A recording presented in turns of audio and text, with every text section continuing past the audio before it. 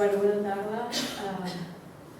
Benvingudes i benvinguts a l'última sessió d'aquest curs d'Una espió a la butxaca, ètica, democràcia i noves tecnologies.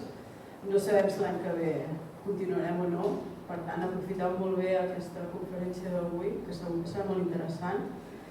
Ens la farà Mariluz Congosto i el títol d'aquesta ponència és Lo que el viento no se llevó, porque Twitter lo preservó. Mariluz Congosto és llicenciada en Informàtica per la Universitat Politècnica de Madrid, màster en Telemàtica i també doctora per la Universitat Carlos III. Actualment és professora honorífica del Departament de Telemàtica de la Universitat Carlos III i professora de visualització de la UTAD. Ha estat professora associada a la Universitat Politècnica de Madrid i també a la Carlos III i durant 20 anys ha treballat en grans projectes d'innovació en l'entorn de les telecomunicacions per telefònica. També ha fet divulgació científica i col·laboracions amb la Fundació Telefònica creant plataformes de publicacions digitals. Amb aquest currículum crec que no hi pot haver gaire dubtes que Congosto és una de les ments més brillants d'Espanya i l'hem convidada perquè ens expliqui com s'organitzen al Twitter les xarxes indepes i processistes i les seves nèmesis. I ella ha fet una investigació i ha trobat ha fet una anàlisi que és exclusiva i que presenta avui aquí a Girona, que fins ara no s'ha donat a conèixer. Ens en donarà ara mateix ella mateixa més detalls. Moltes gràcies.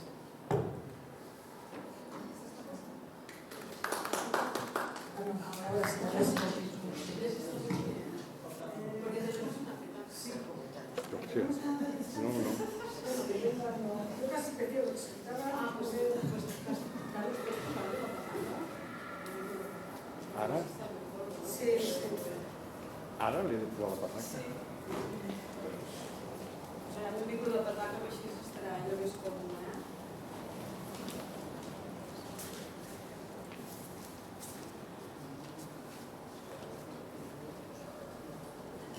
Si quieres usar este. O usar este, sí. O vamos a usar este. Sí. Dígale que lo acabamos, sí. Sí. Vale. Bueno, buenas tardes, muchas gracias por invitarme a contar mis investigaciones. He hecho un trabajo específico para esta presentación porque me dijeron, ¿podrías reflejar qué es lo que ha pasado aquí en estos años? Entonces, bueno, pues he hecho una recopilación de momentos importantes y se ve cómo ha ido cambiando, un poco como todo queda en Twitter, pues cómo ha ido cambiando las cosas desde el 2010 aquí, en varias áreas. Vamos a ver las diadas, cómo han evolucionado las elecciones. Vamos a ver qué papel ha tenido la ironía dentro de estos tiempos. Y también vamos a ver las campañas que se han hecho famosas y pues, que todo el mundo ha estado muy pendiente de ellas. Pero bueno, vamos a ver primero un poquito cómo es el entorno de las redes sociales y explicaros un poco cómo va a ser una presentación muy gráfica, con muchas imágenes.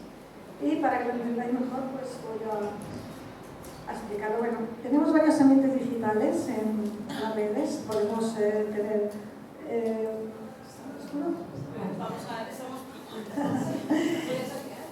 Bueno, tenemos varios ambientes. En Twitter es un poco el patio de vecinos, que cuando hablamos, los servicios vecinos de al lado, hay poca privacidad en la cocina cuando tenemos discusiones. Y Twitter se parece un poco a eso, ¿no? Es cuando hablamos nos van a ir los demás, ¿no? Eso es muy importante porque lo que pasa por Twitter lo podemos coger, son datos que se pueden coger y son legalmente válidos y no hay ningún problema con trabajar con datos de Twitter. Luego hay otros ambientes digitales más privados, como sería Facebook, que no podemos recoger los datos y cuando lo han hecho pues han tenido algún problema. Y ahí no podemos, hay más gente, se hablan cosas a lo mejor más privadas, pero no podemos sacar información de allí. Y lo mismo pasa con Instagram, que además es información muy gráfica de fotos y no podemos sacar, es complicado sacar de información. Por lo cual la información la vamos a sacar de Twitter y además tiene la ventaja en que es una plataforma abierta. Pero Twitter, y esto siempre me gusta recalcarlo, no es el mundo real. Twitter es una visión como cuando miramos por la mirilla, que podemos ver cosas, pero no estamos viendo 360 grados ni estamos viendo todo perfectamente. Estamos viendo, pero no estamos viendo la realidad.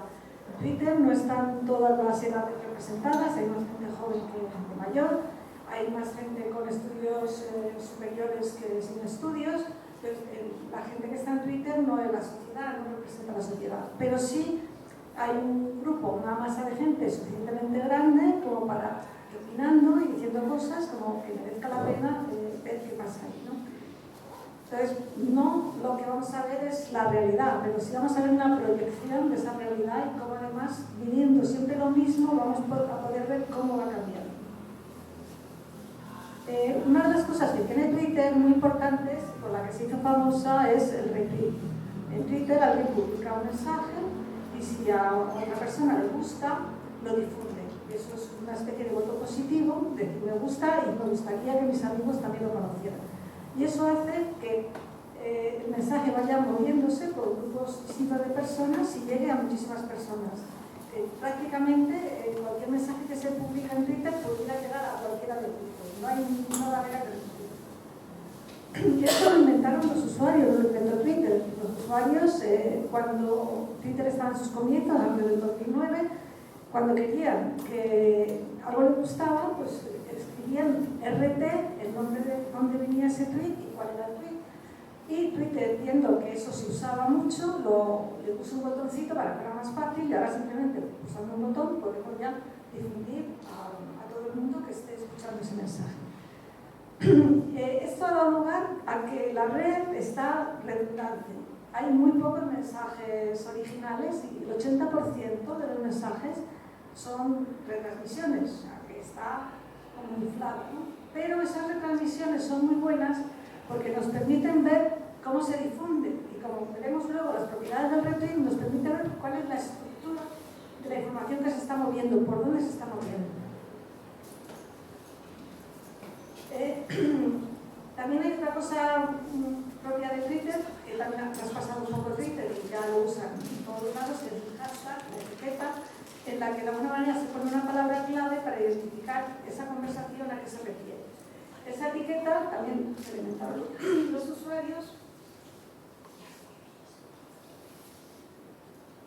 y forma parte del texto, no es ningún botón, simplemente cuando alguien quiere publicar algo refiriéndose a un tema que está en discusión, pone la etiqueta del tema y pues es fácil, cuando alguien quiere escuchar sobre ese tema, pone el tema y ve todos los mensajes que se están publicando en ese tema. Ha traspasado el hashtag Twitter y ahora el hashtag es como una especie de lema publicitario, un eslogan publicitario. Ya en la televisión, en muchos sitios, muchas marcas ya marcan con un hashtag un nombre cuando quieren relacionar algo. Y esto es también muy importante en Twitter. Nosotros seguimos a lo que dicen ciertas personas y otras personas siguen a otras. Cada uno está en un patio pequeñito, no es un patio grande, un patio único, sino pequeños patios chiquititos donde vamos hablando y vamos escuchando la conversación de nuestro patio. Pero, porque no seguimos a todo el mundo, seguimos a un conjunto de personas, no podemos seguir a todo el mundo. Pero cuando el murmullo de ese patio es muy redundante, porque se está difundiendo mucho un mensaje o se está repitiendo mucho un hashtag, eso se crea tendencia. Una tendencia es los temas que más se hablan en Twitter. Entonces, cuando algo es tendencia, es importante porque todo el mundo lo puede ver. Ya no te tiene que llegar por tus contactos, sino simplemente leyendo lo que es tendencia, sabes qué es lo que más se habla en Twitter en ese momento.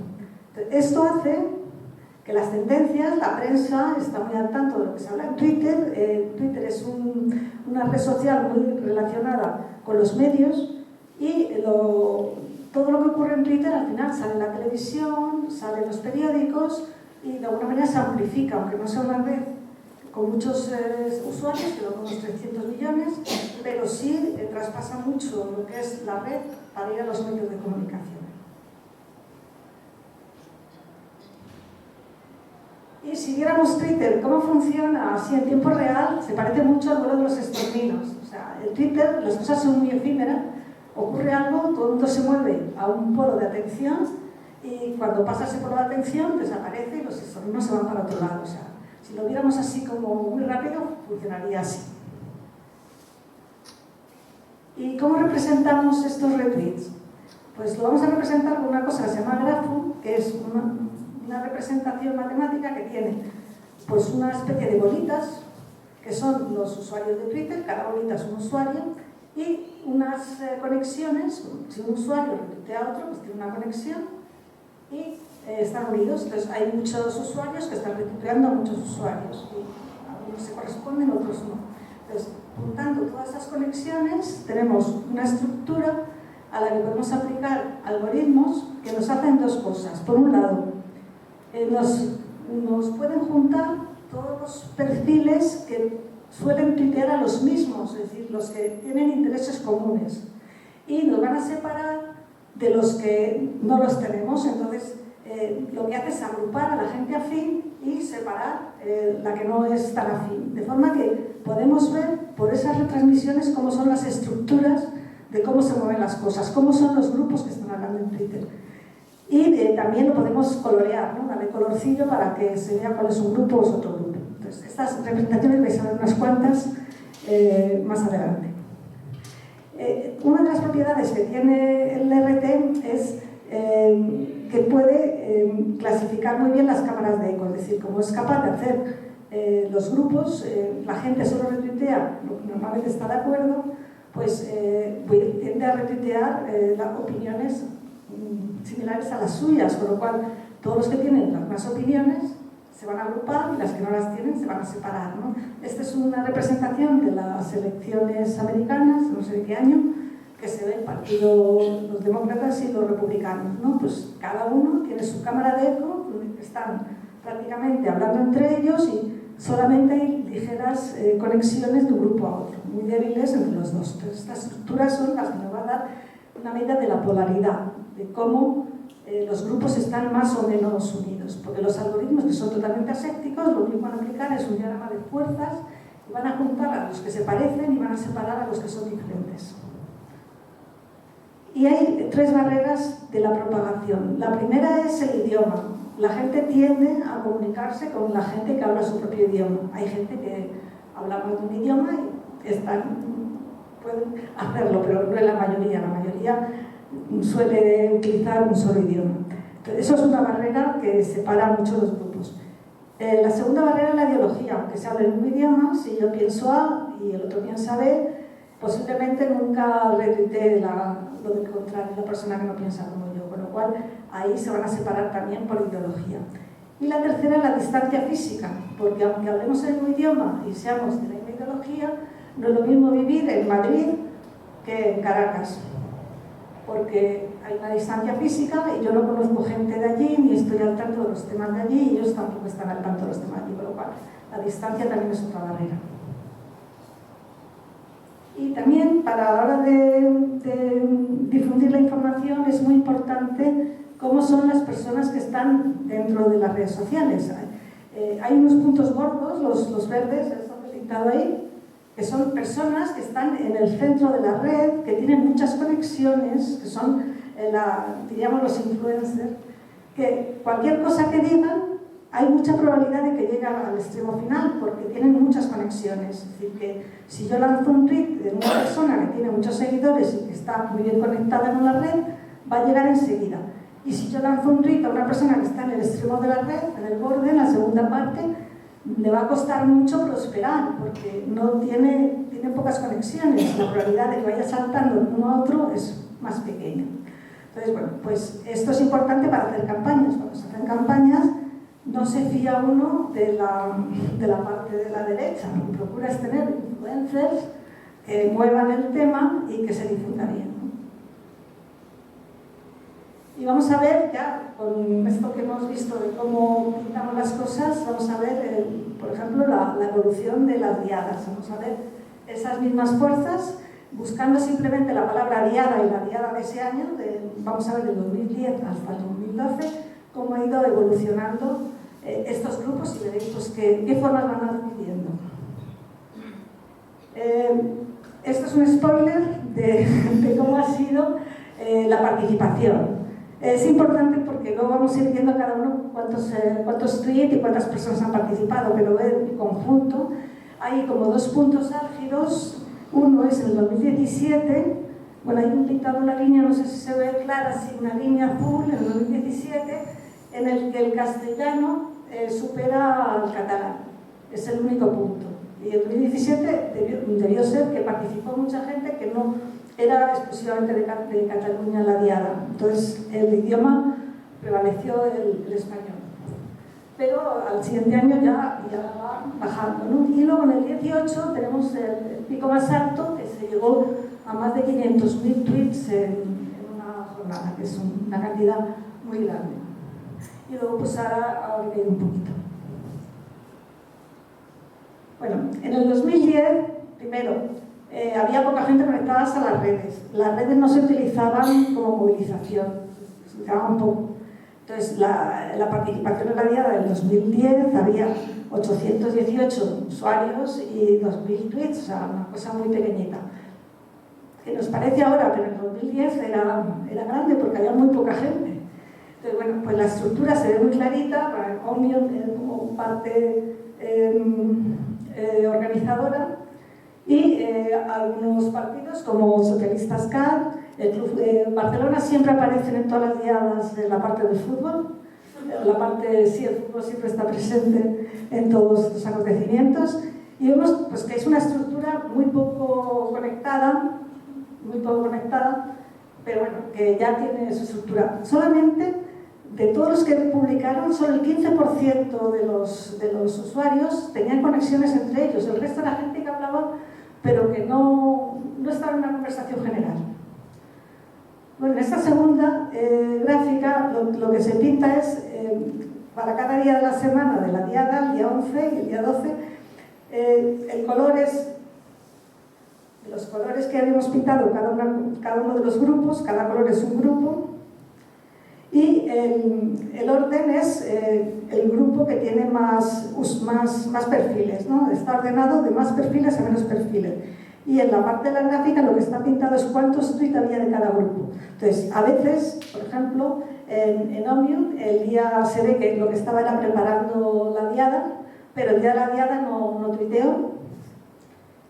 Y al día 12 sí tuiteó, ¿no? Pero vemos que el grupo 12, que era Barcelona, que tenía menos usuarios, menos perfiles que Omnium, sí tiene más tamaño. Eso quiere decir que eran un grupo mucho más activo, es decir, eran menos usuarios, pero tenían más tweets. Entonces, el tamaño nos va a dar la actividad y el color nos va a dar el orden, ¿no? Entonces, ves que primero tenía más importancia, es el único año que ocurrió, que el día 11 tuvo más tweets que el día 12. El siguiente año ya cambió la tendencia. En la diada del 2011 ya pues, casi se duplicó. ¿Vale?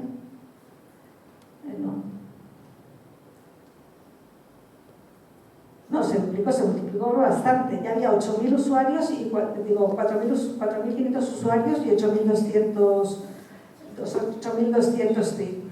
Vemos que ya tiene mucha más estructura, cambian los protagonistas. A mí me sorprendió que no estuviera Omnium, lo miré y es que tuiteó no con diada sino con 11 de septiembre. Entonces no salió porque yo esa palabra no la cogí, porque las fechas son muy malas para recoger tweets porque dan falsos positivos. Además coincide con el 11S y es tremendo. Entonces preferí coger menos tweets pero más significativos.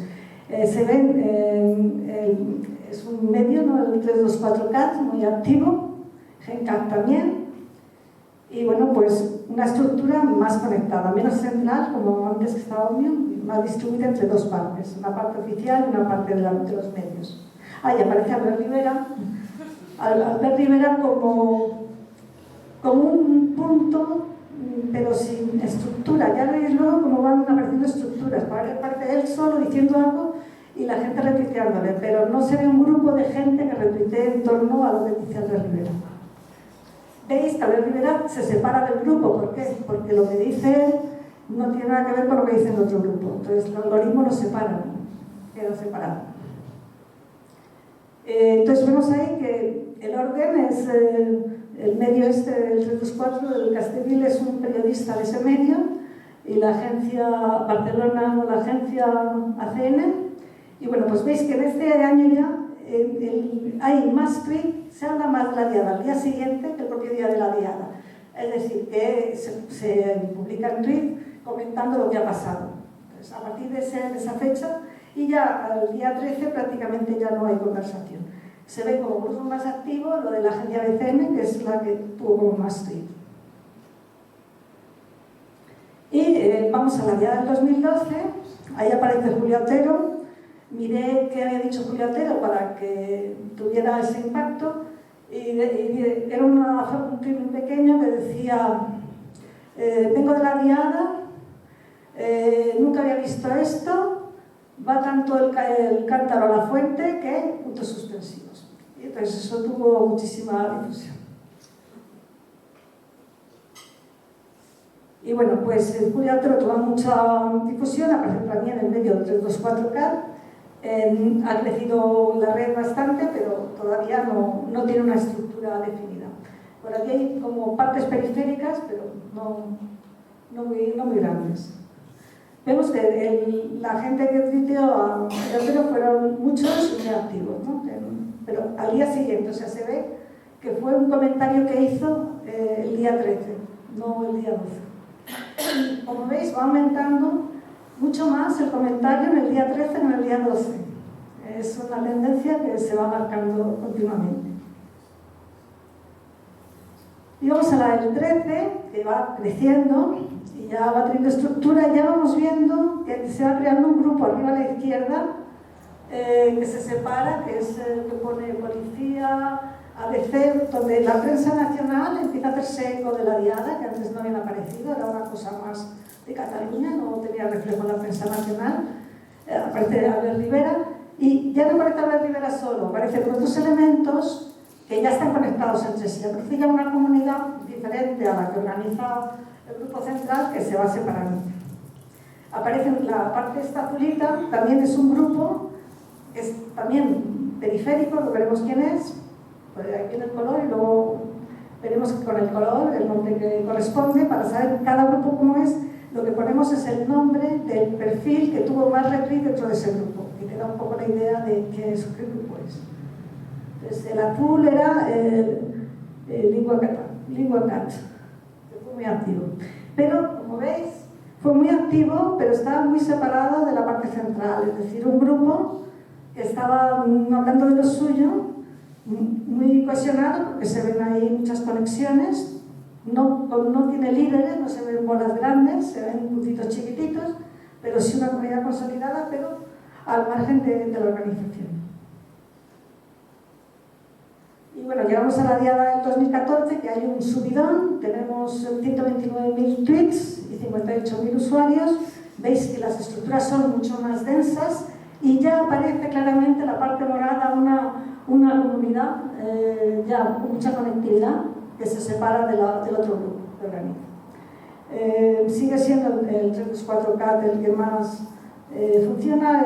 Lo de abajo son lo de el Files, este es algo de deportes, y hay también un grupo ahí por arriba que también es de deportes, que se separa un poco. Cuando no es un tema como muy habitual del grupo, siempre se tiende a, aunque esté unido por algunos compartidos, pero se suele separar. Y ahí vemos la comunidad que se crea morada, que es una comunidad compacta, no tiene muchos colores como la otra, sino que es una comunidad única y que se va separando. Que es la lidera Libertad Digital. Vemos que el que más lo movió fue el Infopiqué, también tenemos por ahí fútbol. Y bueno, pues también el día siguiente, o sea, tiene muchísimo más impacto el día 13 que el propio día 12. Es decir, transcurre la diada y es tema de prensa o de comentario lo que ha pasado el día anterior. Y vamos a la del 15, que baja, una cosa curiosa, porque el 14 fue muy grande y el 15 bajó. Pero se ve cómo se consolida el grupo morado, que es aparte. Bueno, que aquí sí hay como tres grupos: Albert Rivera, el español.com, que es el morado, y el otro no me acuerdo cuál era, el azulito, pero que se separa del otro lado, ¿no? Y bueno, pues vemos que han cambiado ya un poco los protagonistas. Ya 324K no es el que más se muestra, aparece VilaWeb, aparece Sala Quemada, aparecen Fermón, aparecen otro tipo de usuarios que toman protagonismo. Y aparece, curioso, Actualidad CRT. ¿Sabéis qué es Actualidad CRT? El medio ruso que ahora lo tienen prohibido. Es la única vez que lo he visto en las diadas. Aparece muy lejos porque no tiene, o sea, no hay, la comunidad que organiza no tiene contacto con ellos. Entonces, es gente, debe ser una noticia que publicó sobre la diada, que ha tenido RTs, pero RTs ajenos al grupo central. Bueno, vemos aquí que el más activo es VilaWeb, ahí estuvo muy activo el día siguiente y también sigue manteniéndose, que el día 13 tiene mucha más actividad que el día 12. Y ya vemos que incluso para el día 13 también se habla de ello, es decir, que el tema no es cosa de un día, sino que va prevaleciendo. Y el 16 vuelve a subir otra vez, aquí tenemos otra vez el humor, el Mundo Today, voy a hacer alguna gracia. Porque Estropajo otra se debió ser la diada del humor. Y bueno, pues veis que va cambiando de un año para otro los protagonistas y quién lo mueve, ¿no? Sigue manteniéndose el grupo morado en el mismo sitio, separado de los otros. Albert Rivera también sigue apareciendo allí. Y bueno, hay alguno periférico no me acuerdo cuál era el periférico pero vamos, es alguien ajeno que se va descolgando por la izquierda. Vemos que el naranja, no sé cómo se pronuncia, el naranja es Arnaldo Otegi, fue un grupo muy activo el año 16. Albert Rivera es el que tuvo más, el grupo de Albert Rivera es el que tuvo más usuarios, y luego de Estropajo, que es de humor, VilaWeb, que es un medio, y María de Cataluña. Pero el que movió más las cosas fue Amancio Gay. Pasamos al 17, sigue creciendo, es un año de muchos acontecimientos y en este caso el 17 es el año en el que hay más castellano que catalán. Vemos aquí en la parte azul, esta parte de azul de aquí, son grupos de gente simpatizante de Podemos que estuvieron muy activos peleando y esa parte era de habla fundamentalmente en español. Vemos, destacan los Mossos porque lanzaron muchos mensajes para que no hubiera problemas y no pasara nada. Casi todos los mensajes eran de advertencia para que no hubiera problemas. Y bueno, pues vemos cómo se siguen separando los dos grupos y el morado lo lideraba no lo conozco este usuario, el R. Champán, que fue el que más retweet tuvo. Y el segundo que tuvo más retweet fueron los mozos. Los mozos, veis que tuvieron mucha actividad el día 11, mandando mensajes para que la gente se organizase. Y el día siguiente prácticamente no hay mensaje ni nadie lo retuitea porque eran mensajes válidos para un día. Y luego, pues, el ITCA Nacional tuvo mucha actividad el día 12. Bueno, vamos a la del 18 y es la que tiene más gente. Hay 500.000 mensajes y 105.000 usuarios. Se sigue manteniendo la estructura, un grupo pequeño consolidado a la izquierda, a vuestra derecha, y el grupo grande que cambian bastante los protagonistas. Herman News es un medio próximo a Podemos y prácticamente los medios clásicos que veíamos, 324 Cat y todos estos desaparecen porque aparecen otros protagonistas.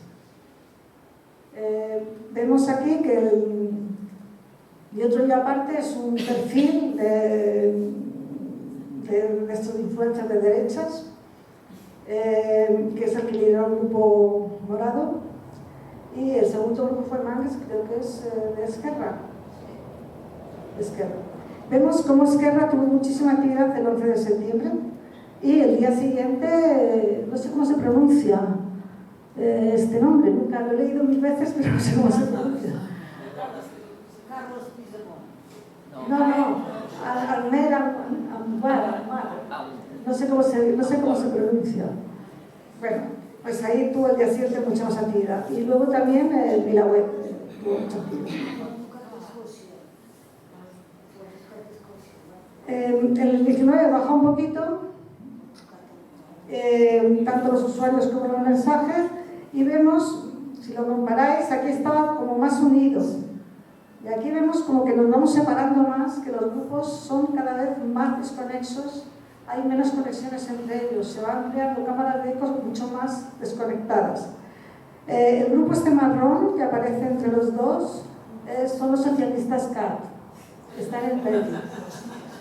Están en medio ni de uno ni de otros, ¿no? Pero están como un poquito más pegados en el 2019 al grupo de derechas que al otro. Bueno, vemos que en este caso lideraba el grupo de las derechas Albert Rivera y el siguiente Jordi Lul. Veis que tuvo muchísima más actividad, aunque tuvo menos usuarios, pero mucha más actividad el día 11. Y el día 13, Gabriel Rufián, que aparece por primera vez, a ver dónde está, por aquí. Gabriel Rufián está por ahí, es que están todos un poco apelotonados. Ya. Aparecen otro tipo de protagonistas.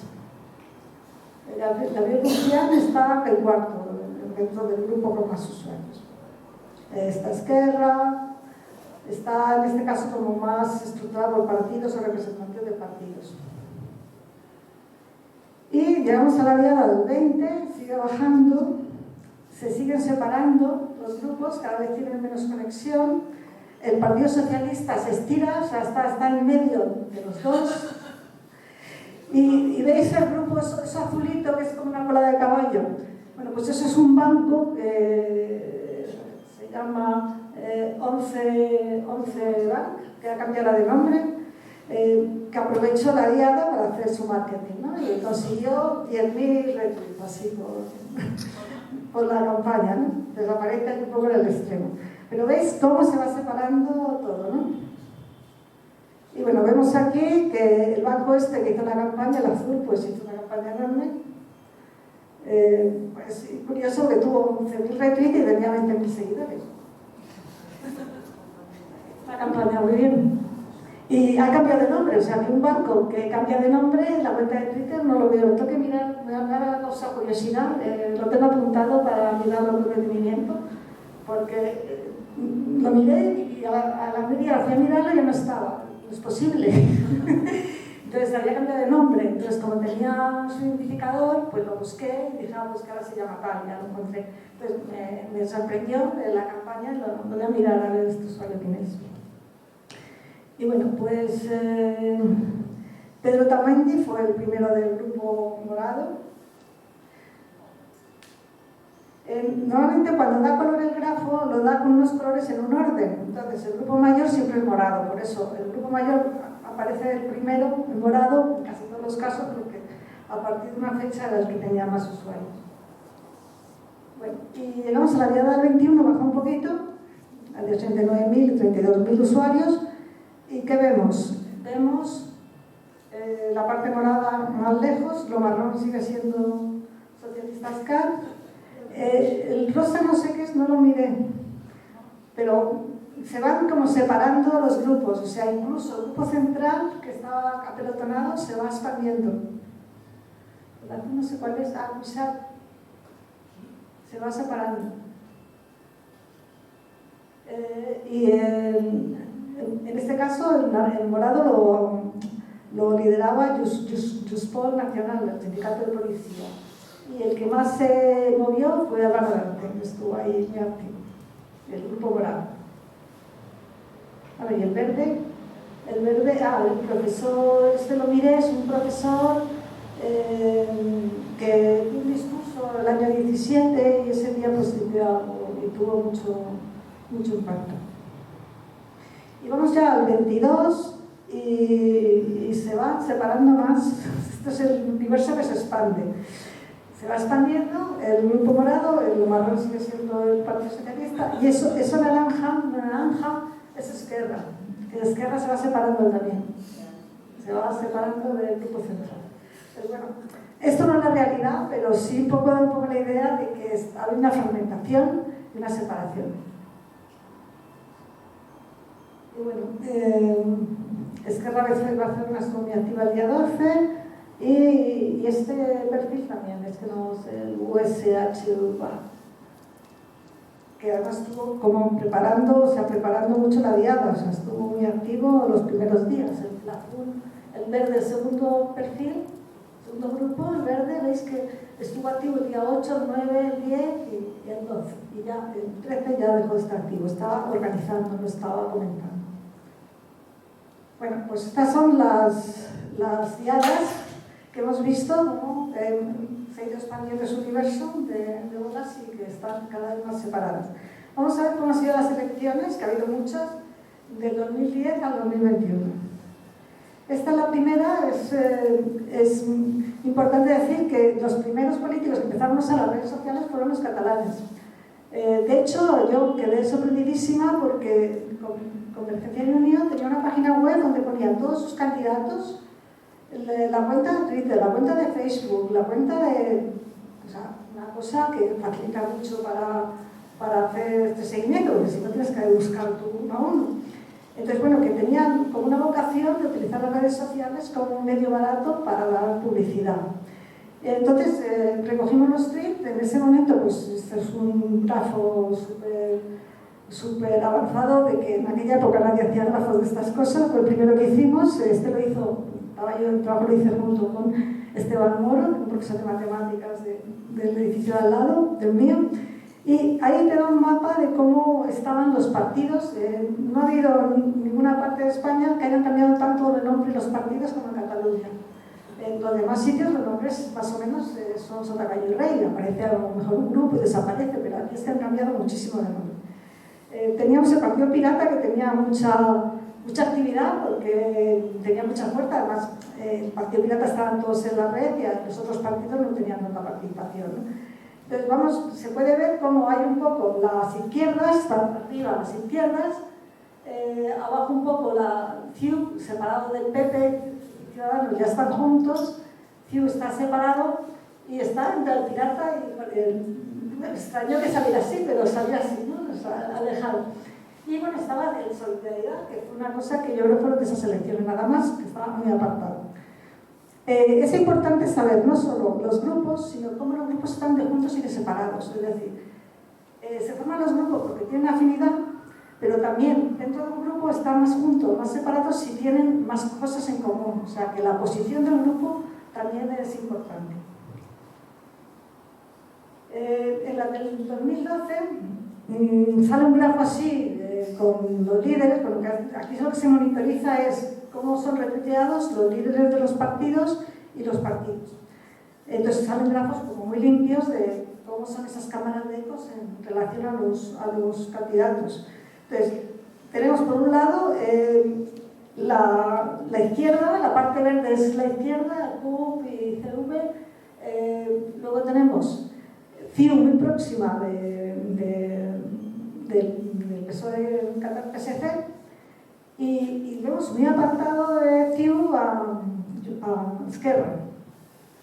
Y vemos siempre juntos Albert Rivera y el Ciudadanos y Partido Popular. Este es el más bonito, del 2015, y esta es una guía muy gráfica de cómo era la situación en aquel momento. Era un bloque independentista, uno no independentista y lo que eran los comunes, que entonces se llamaban casi despo. Como que estaban en medio, ¿no? Y se ve como hay muy poca comunicación entre los socialistas de Cataluña y casi que Spot, y luego con la CUP Nacional, que está muy próxima. Luego estos veréis que cambian.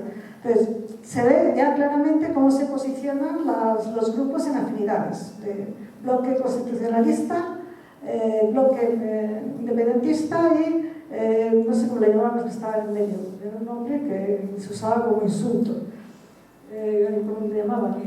Equidistante, que se utilizaba como insulto. Eres equidistante, que era como un insulto. Bueno, pues estaban ahí en medio. Y esta estructura se mantiene, pero cambia porque se ensancha. Estamos otra vez con el universo que se expande. Y bueno, ya ahora son Podem, ya han cambiado de nombre. Están en el medio con mucha menos actividad, pero ya no son ese eje que separa las dos partes, sino que están como separados. Pero en el 2017 el PSC, bueno, el Ciudadanos se comió al PP, el PP aparece del mismo color porque se comió, el grupo era un bloque, ¿no? No había PP por un lado y Ciudadanos por otro, sino que era un solo bloque. Y el PSC está muy cerca de este grupo, ¿no? Y la parte de izquierda están súper pegados, pero vemos que la CUP se separa de Podemos. Ya se queda más próxima a Junts que los comunes, es decir, que prevalece más la independencia que la ideología y se cambia la posición es importante. Y si vamos ya a las últimas, ha ocurrido lo mismo, pero todo mucho más separado. Vemos primero que los bloques independentistas están separándose también. Que el PSOE catalán se junta a Podemos, a Comunes, y se separa mucho del bloque de derechas. Y que el bloque de derechas aparece un nuevo actor que se llama Vox, que no había aparecido antes, y que es el más grande del grupo de derechas. Y que el Ciudadanos decae mucho y aparece otra vez el Partido Popular. Entonces, este es el escenario reciente que tenemos de lo que decimos, separarnos. El punto este en común, veis un punto en común que une todas las partes y hace que no se separen aún más. Era un observatorio que lo que hacía era analizar las cuentas de los usuarios y decía cosas de todos. Y fue como el punto que enganchó, porque si no esto se hubiera expandido mucho más, ¿no? Si no hubiera habido ese elemento intermedio, se hubiera expandido mucho más. Bueno, estas son las campañas. También hemos visto que el universo se expande. Vamos a ver dos campañas que tuvieron mucha importancia y que han tenido también repercusión en la vida real, no solo la campaña. La primera era el Tsunami Democratic, que hay mucha especulación quién está detrás del Tsunami Democratic. Entonces, viendo cómo se lanzó el Tsunami Democratic, se ve que es una campaña perfectamente organizada, se lanza a las 11, personas muy relevantes empiezan a tuitear con una frecuencia de 1 minuto o 2 como mucho, de manera organizada para no pelotonarse, y están en Fuenteovejuna, todos a uno, está la CUP, está Esquerra y está Junts. En orden, no es orden por partido, sino que debían tener instrucciones de tener algo preparado para publicar a tal hora y se fueron publicando. Es decir, que fue una campaña para dar a conocer el tsunami que se lanzó de una manera organizada, no fue una cosa espontánea. Y lo que hice fue recoger todos los que participaron con tweets propios, no retweets, sino que habían publicado algo y ver cómo estaban conectados y dar una conexión. Son grafos con muchas más conexiones y grafos porque son de quién se sigue a quién, no quién retuitea a quién, ¿no? Entonces, había dos bloques, el bloque de la izquierda, la azul, que son el independentismo, mucho más pequeño, participó también en la campaña, comentando la campaña, y luego dentro del propio independentista había 3 grupos, el amarillo que era como el más oficialista, tenía casi todos los líderes allí incluidos, en el centro de todo Carril S. Luego había un grupo naranja que era como más separado, o sea, tenía algunas conexiones ahí, un enlace. Luego dejaré, porque hay enlaces, pues tenéis curiosidad para pinchar y ver más cosas. Aquí está cómo se está desarrollado todo el hilo en Twitter y podéis ver cada una de estas comunidades cómo eran, pues estaban por separado, ¿no? Pero bueno, pues eran 3, el amarillo era el más oficialista y los otros 2 eran independentistas pero con reticencias, no tan enterrados. Una amiga mía que los conocía bien me estuvo diciendo las diferencias. Y también tenemos el perfil de la campaña del Catalan Gate, que es bastante reciente, de este año, que surgió, pues no me acuerdo el mes, como por abril o por ahí. Y se causó mucho revuelo porque de repente la cosa parecía como que no era una campaña. Se lanzó un poco como que no era una campaña, sino que había unos investigadores que estaban en Canadá, que habían descubierto que los móviles de ciertos políticos y personas de Cataluña se estaban espiando y habían publicado un artículo en New York. Y de repente aparece una cuenta que se llama Catalan Gate, que aparece Curiosamente, con 187.000 seguidores. Digo, "Jolín, pues una campaña que nace con un usuario que tiene tantos seguidores es algo raro, ¿no? No es algo natural". Entonces, pues yo me puse a mirar quién era esta cuenta. Entonces, esta cuenta tenía un nombre, pero tú puedes ver, porque en Twitter, aunque tú tengas un nombre, lo puedes cambiar a veces que te dé la gana. Pero tienes un número que no se cambia nunca. Entonces hay una aplicación que tú das el nombre y te dice cuál es el número. Entonces, como yo tengo datos de 2010, de todo tipo de campañas y de cosas, rastreé en los datos que tenía ese número y encontré distintos nombres. ¿Cómo se ve aquí bien? Era una cuenta que era una cuenta de propaganda que había participado en varias campañas. Entonces esto, para que se vea bien, es haciendo el EGI, son días consecutivos desde junio hasta, bueno, son meses, contabilizado por mes. En un eje están lo que había tuiteado diariamente y en cada columna es en qué hora. Con lo cual, tú aquí ves, cuando no hay nada, es que había días, se hace una campaña, se contrata, tuiteas, ya no hay campaña, no tuiteo, me contratan otra campaña, le cambio el nombre, tuiteo, se acaba el dinero, ya no me pagan, dejo de tuitear, pero los espacios en blanco son que no había dinero, no había campaña. Y las verticales es cuánto tuiteo en cada hora, ¿no? Y como veis, pues es una jornada pues, bastante amplia, laboral, de las 7 a las 23 horas. Y el circulito es el número de tweets que habían tuiteado, o sea, que habría más de uno llevando la cuenta, ¿no? Por las horas que dedicaban. Es fácil, cuando se hace una campaña, se pretende pasar algo como natural, pues rápidamente la gente busca las cosas que le chocan y rápidamente se desmonta, pues, una campaña no tiene nada de malo, no es nada ilegal, pero es una campaña, o sea, no es un hecho natural. La diferencia es conocer qué realmente pasa. Y vamos a ver también la ironía, que también ha estado presente. Hay más casos, pero estos dos son los más sobresalientes, además un caso de un lado y un caso del otro, ¿no? A mí los dos me hacen mucha gracia, no sé si a todo el mundo le da la gracia, pero a mí me pareció que dentro de la tensión que se vivió en los años 17, 18, 19, yo creo que era menos tensión, el que alguien hiciera algo de humor y te rieras con una cosa que era seria, pero te diera risa y te sacaras unas carcajadas de una situación que era un poco dramática, pues me parecía saludable. Entonces, Tabarnia es el primer caso y el San Esteban de los Robles, que supongo que lo conoceréis.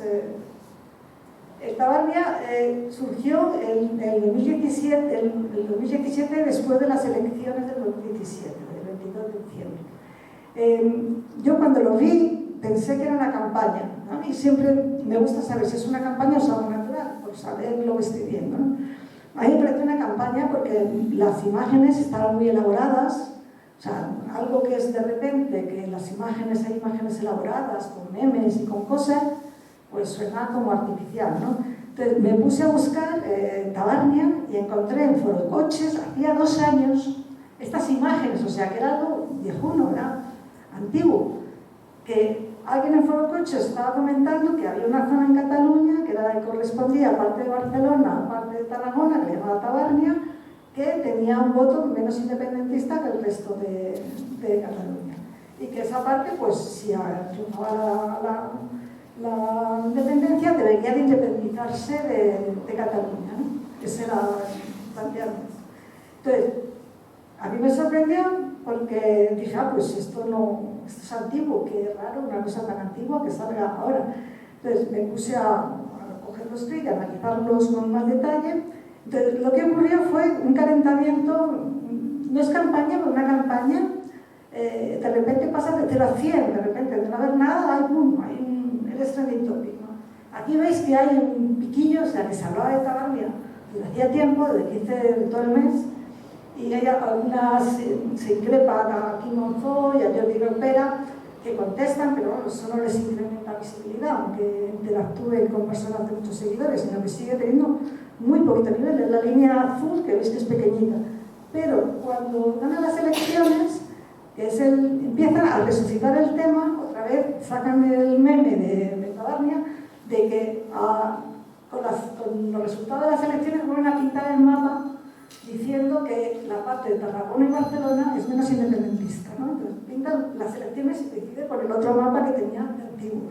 Entonces empiezan a moverlo, la gente les empieza a hacerle caso, empiezan a moverlo, y el día de Navidad, que el día de Navidad no hay noticias, no hay de nada, de la sobremesa de Navidad, empiezan a moverlo y se hace trending topic. Entonces cuando se hace trending topic, todo el mundo lo conoce, pues a muchos les da la risa, empieza a salir los periódicos, sale la televisión, y claro, ya fue trending topic global y se enteró todo el mundo, y eso desencadenó un montón de perfiles que se pusieron el nombre de Tabarnia para varias cosas y empezaron ya a crear pues, cierta sombra, ¿no? Algunos se lo creían. Y si vemos cómo fue esa evolución, vemos el grupo independentista, que normalmente en redes suele estar muy grande, en este caso les pilló como de sorpresa y no supieron reaccionar, ¿no? Y el grupo Tabarnia como creció, ¿no? Una cosa que duró un tiempo, ahora ya está apagado, pero un año y medio estuvieron allí un montón de perfiles que se tenían el apellido de Tabarnia. Y hay otro caso similar en San Esteban de los Roures, que esto surge porque cuando hacen un informe de la Guardia Civil, hacen un atestado de algo que ocurría en un pueblo que se llama San Esteban de los Roures, que no existía. Y en Euskadi había ocurrido algo similar con Garzón, que hizo en un pueblo, también ponen de cachondeo, que pusieron un pueblo, se cambió el nombre, que no existía, ¿no? Entonces, lo que hicieron fue crear virtualmente ese pueblo. Entonces, lo que hicieron fue crear, en este caso, semejante a lo que habían hecho en Euskadi, ya era replicar un modelo, es crear el ayuntamiento de San Esteban de los Roures. Y a raíz del ayuntamiento empezaron a crear la farmacia, el parlamento, la Valdecopas, el Gastoa, con una imaginación desbordante. Yo, para poder sacar, claro, no había una lista, la gente se apuntaba como quería, lo único que tenía que poner, pues, en la localización sí ponían todos San Esteban de los Roures. Entonces, buscando del ayuntamiento, los que seguían el ayuntamiento, bueno, tuve que hacer ahí un trabajo de bola de nieve en 3 versiones, al final identifiqué 2.700 perfiles, que seguramente habría más, que tenían 400.000 conexiones entre ellos, ¿no? Les salían como 3 grupos grandes. Ahora es una pena, San Esteban de los Roures, el ayuntamiento le han suspendido la cuenta. El otro día fue a mirar a ver si estaba vivo, y no, pero sigue existiendo la universidad, que era magnífica. Y de hecho, cuando escribí el hilo, los de la universidad me decían: te vamos a invitar a venir, te vamos a hacer un doctorado, te vamos a dar un título. Y era muy gracioso. Pero la universidad sigue existiendo, tiene una web de la universidad que ya quisieran muchas universidades. Impresionante, pero este es un poquito del escope del ayuntamiento para que veáis el tipo de locales que tenía, ¿no? de perfiles que tenía. Y una cosa aquí que fue un ejercicio muy gracioso es en las elecciones de Barcelona del 2019 ver cómo habían movido los de San Esteban de los Roures como ciudad virtual, qué tendencias políticas tenía ese grupo, ¿no? Pero pues, analizando, pues a los que más titeaban era a Rufián y a Carles. Entonces, bueno, pues ahí quedan los grupos de esto, ¿no? Pues es una iniciativa muy graciosa que supuso un esfuerzo, porque la gente se apuntó, fue una especie de voluntariado, y fue pues creando el perfil que tenía, le cambiaban el nombre y lo dedicaban a esto. Y bueno, tienen menos actividad porque claro, esta broma es del 2018 y mantener una broma mucho tiempo, pues la gente tiene cosas que hacer, no todo el mundo está.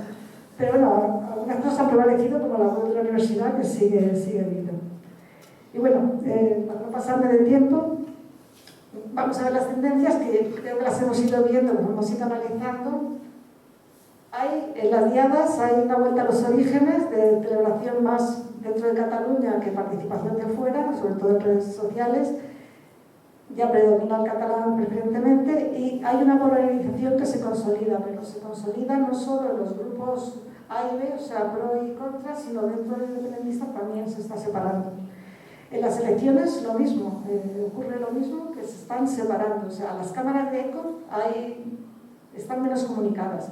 No sé si esto es extrapolable a la vida política, pero de luego en redes es claro esa tendencia. En las campañas, seguramente que habrá más campañas, pero sí lo que hay es mucha vigilancia. Cuando alguien intenta poner algo como que es natural, la gente enseguida mira a ver por los agujeros que tiene. Hace poco, la semana pasada, lo del caso de la periodista falsa de Joana Masdeu, en un día la desmascararon. O sea, es muy difícil ya con las trolas, afortunadamente hay mucha sensibilización y nadie se deja engañar. Entonces, lo que hay que ver es lo que es la realidad y no dejarse un poco llevar por las cosas que no son reales. Es difícil hacer ya campañas sin que estén aparentando que son cosas naturales. Yo creo que es prácticamente imposible. Y la ironía pues ha ido a menos, ya no hay estos grupos, también eso es debido a que hay menos tensión. Normalmente el humor es como un arma para quitarte tensión de una situación mala, ¿no? A veces te ríe por no llorar, ¿no? Entonces no hay esa tensión. Lo que sí ha disminuido mucho la tensión, hay menos atención a ciertos temas y afortunadamente hay menos tensión, pero para mí esto es preocupante, esa separación de grupos y esa incomunicación entre grupos, pero yo creo que la incomunicación es mala en todos los casos, ¿no? Y para esto nada más. Muchísimas gracias por vuestra atención y nada,